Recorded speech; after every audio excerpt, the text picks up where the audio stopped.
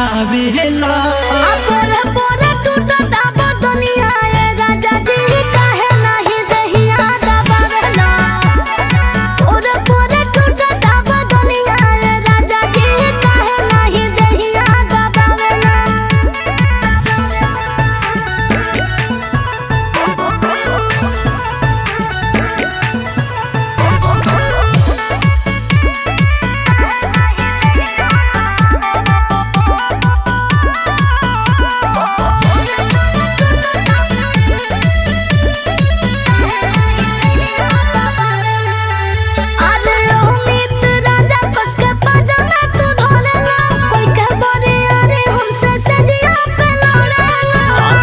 से लड़ी का रे सुनो बोला।